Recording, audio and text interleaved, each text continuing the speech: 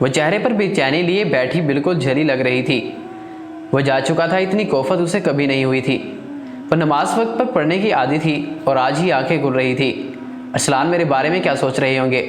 شرمندگی ہی شرمندگی تھی۔ وہ وضو کر چکی تھی اور جائے نماز پر کھڑی ہوئی تو اس کو ارسلان کا خیال آنے لگا۔ وہ خیال کو رد کر کے پھر سے نیت باندھنے والی تھی، اس کو پیچھے سے ارسلان کی آواز سنائی دی۔ اس نے پیچھے مڑ کر دیکھا تو وہ دروازے پر کھڑا ہوا تھا۔ میں نے پوچھا کہ آپ نماز کے لیے نہیں گئے؟ ارسلان نے کہا نہیں، میں گیا تھا لیکن واپس آ گیا۔ وہ اس کی طرف قدم بڑھتے ہوئے بولا، جس کا چہرہ ابھی بھی وضو کے پانی سے تر تھا مگر کہ وہ منہ کھولے کھڑی تھی۔ اس نے آگے بڑھ کر اس کا کھلا منہ بند کیا اور کہا کہ تم میری امامت میں نماز پڑھو گی۔ آج پتہ نہیں یہ حکم تھا، درخواست تھی، یہ حق تھا۔ وہ لہلہا اٹھی اور وہ جائے نماز بچھا چکا تھا اور اس کی بیوی اس کے پہلو میں کھڑی تھی۔ عجیب شخص تھا کہ جس کے لیے ساری زندگی محبت کے لیے ترستی رہی تھی، اس کی پہلو میں ہی نماز ادا کر رہی تھی۔ وہ دونوں اب نماز ادا کر رہے تھے۔ سلام پھیرا گیا تو چپ تھی، بالکل جیسے الفاظ ہی نہ تھے۔ وقت کے رکنے کی التجا اس نے بے ساختہ کی تھی۔ اب تم میری امامت میں نماز پڑھو گی۔ وہ مسکرایا اور بیوی سر جھکائے کھڑی تھی کہ جیسے ابھی ہی رو پڑے گی۔ سورہ الف لام میم نشر کی تلاوت اور کمرے میں اس کی مدھم آواز اثر کر رہی تھی اور وہ اپنے من چاہے شور کے ساتھ امامت کر رہی تھی۔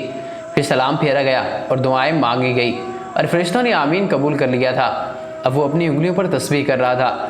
بیوی اپنے شوہر کا وجود محسوس کر رہی تھی کہ بے ساختہ دل چاہا کہ کہہ دوں کہ کہا تھا نہ تمہاری ہوں، آج رب کے سامنے بھی گواہی دے دی، مگر وہ نظریں نہیں اٹھا پا رہی تھی۔ وہ بے بس خاموشی کے ساتھ اپنے شوہر کی طرف دیکھ رہی تھی، جیسے اطمینان اس کے رگوں میں اتر رہا تھا۔ تسبیح بند ہوئی تو دونوں سر جھکائے بند آنکھوں کے ساتھ دعا کی قبولیت کی کوشش میں تھے۔ کچھ مانگنا باقی رہ گیا تھا، اب تو بس شکر ہی شکر تھا۔ وہ پورا اس کی طرف مڑا تھا جو اسی کے انتظار میں بیٹھی تھی۔ اس کا دوپٹہ مزید نیچے آ کر اس کی پیشانی کو چھپا گیا تھا، نظریں جیسے اٹھنے سے انکار کر رہی تھی۔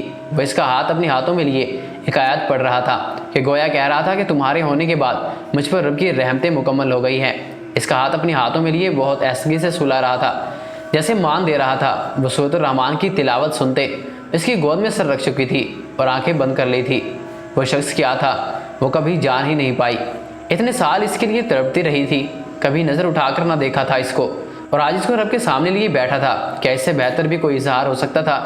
محبت تو محبت ہوتی ہے، کسی وحی کی طرح دلوں پر اترتی ہے، کیا پتہ کب اور کہاں حاصل ہو جائے اور پہلی محبت پر آخری محبت کی مہر لگ جائے۔ سب رشتوں میں بڑا رشتہ میاں بیوی کا رشتہ ہے، یہی سب رشتوں کی بنیاد ہے۔ دنیا کی ابتدا بھی میاں بیوی اور انتہا بھی میاں بیوی ہیں۔